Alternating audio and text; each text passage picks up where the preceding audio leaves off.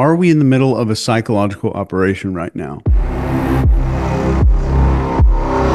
There are thousands of drone sightings. Never seen so many UFOs in my life. And more weird stuff every single day. Were they human or non-human? Non-human. We are not alone.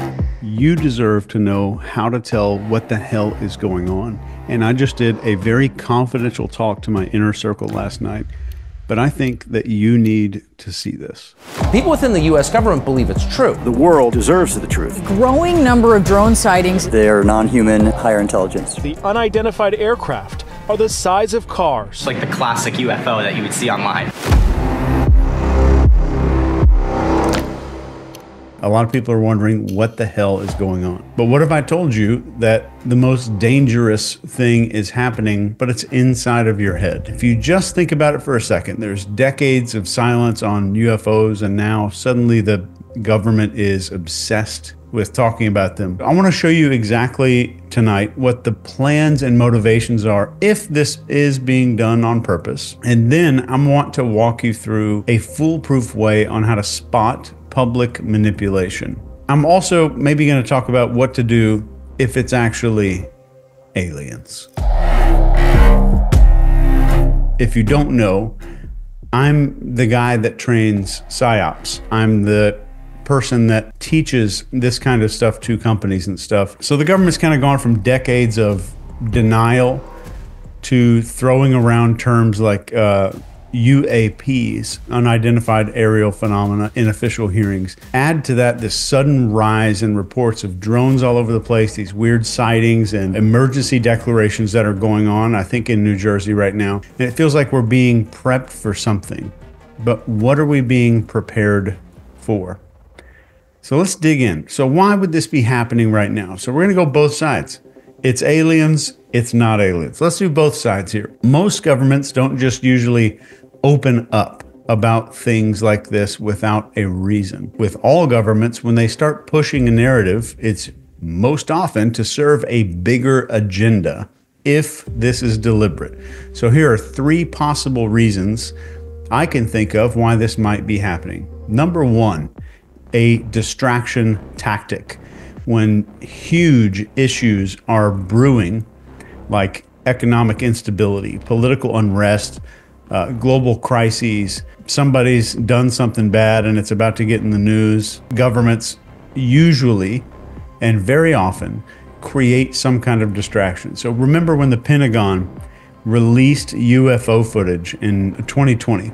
That conveniently happened during a global pandemic, this chaotic thing that was going on around the entire world that we all suffered through. Number two, using fear as a tool. So fear unites people. So if there is a threat big enough, and I want you to remember, if you're just listening to me right now, I'm sitting on your kitchen counter or something like that and you're making dinner, I said the word threat with huge quotes around it. If there's a threat big enough, like UFOs, people are more likely to trust their leaders, give up freedoms, and rally behind whatever solution that they're offered. It's the same playbook used during the Cold War. This was called the Red Scare for that reason. Or post 9/11 with the War on Terror and the Patriot Act. And then number three, testing the waters. This goes back to BC years. All three of these things go back to the BC years. This is not something that's original. So governments tend to test and gauge how people react. So if we accept UFOs as real and we don't freak out, that means we can kind of escalate the narrative without any pushback. So think of it like kind of a slow drip instead of pouring it all out at one time. And if you want to look back at some of these historical parallels, this is not the first time this has happened. There's just a few that come to mind right now. The first is the Gulf of Tonkin. This happened in 63 or 64, 1963 or 64. The United States used extremely questionable reports of attacks on naval ships, which were not true, to justify escalating this Vietnam War. And then in 1962, we had this thing called Operation Northwoods. This is a declassified plan about the U.S. officials staging, quote, fake attacks, completely fake attacks, like blowing up planes with people in them to justify military actions against Cuba. And in the post 9/11, what I would call a fear campaign. So after the attacks, governments push for these just sweeping changes like the Patriot Act, which expanded massive surveillance under the guise of terrorism. So if you just replace terrorism or communism with UFOs, you can start to see a pattern. So what might be happening? What might be happening right here? It might upset you, it might piss you off, but we're going to talk about that in just a second. So keep that in your back pocket for just a second. Number one is a normalization phase. So just steadily leaking UFO footage, holding hearings, using all these terms like UAPs all the time. The government makes the idea of something out there seem reasonable. So this keeps people curious, but not panicked. Curious, but not panicked. The second part of this is setting the stage for a big reveal. And I want you to keep that one in mind. So at some point, we might see a more dramatic event, like a giant UFO sighting over a major city, or footage that is just impossible to dismiss. And you could think giant holograms, giant drones, or other advanced tech just creating something that you cannot ignore. So number three would be a need for a savior. So once the threat feels real enough, governments or even global coalitions could step in as these heroes. They might call for increased defense budgets. Maybe all the governments in this area need to unite into one big government. Maybe a global response team, and I say that with quotes around it, to handle this threat. So this could lead to giant power shifts and more control in fewer hands is kind of maybe the goal of that. And this, you could look this up. There was even a plan to stage a fake kind of alien invasion. This is on record, on paper, that there was a full government plan to make a fake alien invasion. But what could be next? What could be down the pipeline from right now? If we follow this theory to the logical next step here, here's what might happen. First would be escalating UFO reports. Expect a lot more sightings, near misses with airplanes, mysterious objects interfering with infrastructure like power grids or airports. It's going to feel real and urgent. The next would be a media blitz that would come after that. So mainstream media will amplify the story. They're going to interview pilots. They're going to release grainy videos and have experts explain these things that are maybe defying physics. The goal, potentially, and I say all of this as a potential hypothetical, to make everybody believe this is a huge deal. Next would be a global event, and this could be something absolutely wild, like some kind of coordinated UFO appearance, maybe a simulated attack, or even some claim that we've made contact. And it doesn't have to be real, it just has to be believable enough. And of course, then we have a solution. So after the chaos, governments might roll out solutions like new defense initiatives, new military spending, government coalitions, governments kind of coming together, expanded surveillance maybe, and calls for like some international cooperation. All right, so why should we care? Even if all this theory sounds way the hell out there, the technologies exist to make all of it plausible. Plausible. So holograms, drones, AI, deep fakes are advanced enough to fool large populations. And historically, going back to the year 1 AD, governments have shown that they're not above manipulating fear to get what they want. So now we get to what do we do? What the hell do we do about this?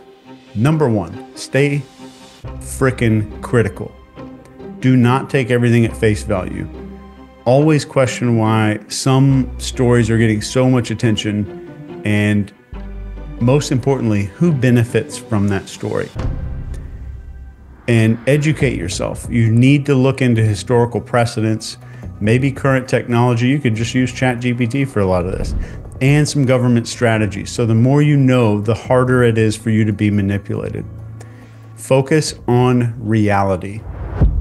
So of course, this is nothing but conjecture. I'm just sitting here at my house. We've got a bonfire going on outside. We're about to go sit outside for a little while and just enjoy nature around a fire like our ancestors did. And I don't know anything. I don't know anything more than you do about what's going on. So the sky is the limit for this conjecture, but maybe it's theatrics. But remember that not every light in the sky is some alien. Stay very grounded in what's provable and know that getting angry at things that are outside your control is stupid. It's just like drinking acid. So here's how to spot a psyop. And I've never said this publicly before, but here is the step-by-step formula that will enable you to spot a psychological operation. Separating manipulation from genuine news is like kind of playing detective. So here's a few steps that will put you on top of everybody for being able to spot a psyop. Number one is analyze the source. Is the outlet known for credible reporting, or do they thrive in like sensationalism? So established outlets like Reuters, sometimes Wall Street Journal, they report facts first, and others are way into drama. And psyops, psychological operations, extremely, very much rely on sensational headlines. If you see sensational headlines, you need to get the hell out. This is on all media, on both sides of the aisle. There is no aisle if you hadn't got that figured out already. So next is who owns that platform that you're looking at. So media ties with pharmaceutical companies, political entities, defense contractors. I dare you to look that one up tonight. And so step two, question the timing. So you want to ask yourself, does the story that I'm looking at right now appear during a major crisis or scandal or upcoming election maybe? PSYOPs will very often distract from bigger issues like UFO footage released during major policy debates or global unrest. Huge red flag. Next is to follow the narrative. And I promise you don't have to go do 5 hours of research to do it. You just ask yourself, are multiple outlets, this one question right here, are multiple outlets parroting the exact same language? If you see that shit going down, you need to be very terrified that something's going into your brain that doesn't belong there. So PSYOPs use coordinated messaging to reinforce a narrative. So look for phrases that feel copy and pasted, like unprecedented threat or undeniable evidence. Those little phrases, you're going to hear them. You will start to hear these everywhere you look. And the moment you hear copy paste phrases, that is a psyop. So step 4, look for emotional triggers. So all psyops thrive on pushing your buttons. Think about the fate model, if you know what that is. Focus, authority, tribe, and emotion. So this is fear, anger, amazement. So if a story feels like it's designed, and I say the word designed with bold, underline, italics, if a story feels like it's designed to make you react emotionally, get out as fast, but don't even finish the story. Ask ChatGPT about what you're trying to figure out. So stories about UFOs that emphasize unknown threats without any evidence, you should be pretty careful about that. And then just check the evidence. You ask yourself the question, are they providing evidence like document data, eyewitness accounts, or relying on anonymous sources and some vague claims? So if you ever hear the words, and I want you to burn these words into your head. I've never told anyone in my life how to expose a psyop. But if you do all of these at once, you will never be manipulated. This one question. With that stuff going on, I need to ask, is this going to expand government control or justify new laws? That one question. Will what I'm seeing expand government control or justify new laws. Okay. Analyze coverage patterns. So psyops all the time dominate the news cycle and they drown out other stories. Real news coexists with other reports. Let me say that again. Real news coexists with other reports about stuff that's going on. If one topic is everywhere, while major global events get completely ignored, you're in the middle of a psyop. Next is look for follow-ups. This is it. Real news evolves with new updates. Real news evolves with new updates. Psyops fade once they've served their purpose. I'll say that one more time if you're taking notes. Psyops will fade away when they have served their purpose. So as an example, if you see some inflated, sensational story that just vanishes after a week with no follow-up, that is called a distraction. It's called a distraction. So finally is trust your gut. Does it feel scripted? Sometimes things feel just off, and I want you to trust your instincts. Back them up with research if you want to. So what can you do? Like, what the hell can you do about all this? The most important thing that I could give you, and I had no idea that I was going to really be talking about any of this, but the most important thing is cultivate critical thinking skills. Learn to spot the propaganda. Go back through what I just talked about, the recording. Chris is going to make this recording available to everyone. I don't know how or where. We'll make it available to everybody here. I don't care if you're an NCI Plus or whatever. Look for patterns in how the media or the government communicates about things, maybe UFOs. Do they spot, or do they focus on fear? Or are they offering solutions that involve giving up freedom or increasing government power? So try to diversify all the places that you're getting news from. Try to block every single news provider that you can possibly think of and use AI to get your news. And tell AI to be concise and apolitical in its answer. It's the best way to do it. So I want you to memorize these 3 questions if you're taking notes. Number 1, who benefits from this narrative? Number 2, what evidence is being shown and is it verifiable? Number 3, why now? Why is it happening right now? Next is strengthen your psychological state. Recognize these fear tactics. Fear is the number 1 easiest way to control human beings. Governments use all kinds of stuff as a way to unite people under a single narrative. So stay calm. Question why you're being told to be afraid. Question why you're being told to be afraid.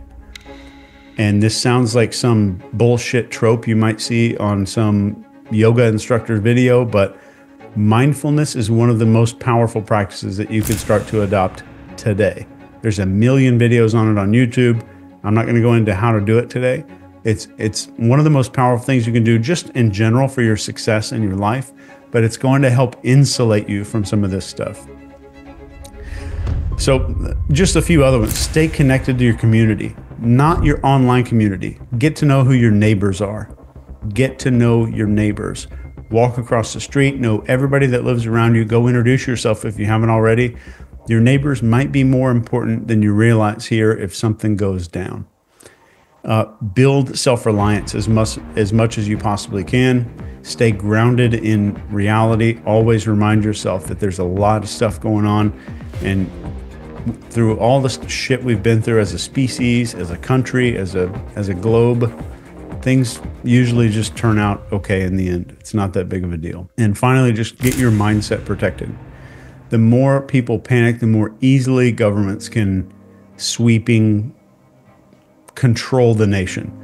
So practice a little bit of skepticism and help other people to stay calm. That's your job. If you remember, you are the one studying authority and confidence and leadership. That's your job to help people stay calm. So stay educated, but just balanced. So research topics like If you want to learn about this stuff, go Google Project Bluebeam. It may keep you up all night, but you take a look at that. So fear-driven conspiracies can be just as manipulative as a government conspiracy. Finally, and I wasn't going to say this because it sounds weird, but if there's a power outage, you have zero money if you don't have cash. So you may want to keep some cash on hand if you can afford it. So always think of, like, when governments propose solutions, ask, do they actually address the issue? What freedoms or powers are being taken in exchange? And is the solution long-term or a convenient grab for power? So what if it is aliens? What the hell are we going to do? Let's entertain the wild card here. What if it's aliens? Maybe we're finally ready to handle it, kinda. Maybe aliens showed up in the 50s or 60s. They were like, oh, these people have lost their minds, but maybe we're ready now. Maybe we've hit some critical point in history. We're at this weird crossroads with climate change. We're exploring Mars finally. Aliens are watching. Maybe they're coming. Maybe we're pinging the radar. We got all this tech and stuff like that, satellites out there. Maybe we just sent out some kind of we're here signal, and maybe they've always been here, but they've just been waiting, and now we're ready for level 2, whatever that means. But here's why the timing feels suspect. Even if, let's just say, aliens are legit, there's some little gray dudes that are going to pop out of a ship or something. If they're legit, the timing feels very convenient. Why? Well, because governments love to frame everything in terms of fear and control. So if aliens are making contact, I want you to ask this, if you're entertaining this concept with me, wouldn't you expect them to be advanced enough to know how incompetent the governments are in this world? So the information would not flow through the government. So instead, all the info does come through the government. So it feels like there's a layer there. There's a layer. But if it's real, it's not just, oh cool, there's some aliens. It's about what happens next and who decides how the narrative unfolds. If this was helpful or interesting, and I certainly hope that it was, if you're interested in diving deep into this training, I released the college level textbook of all of this information only a few weeks ago. It's this giant book right here, and this is the textbook of the most advanced tactics and methods in this arena, and it's called the Behavior Operations Manual. And there's a link in the description if you want to check out the textbook. So thanks for joining me. Stay safe and stay sane.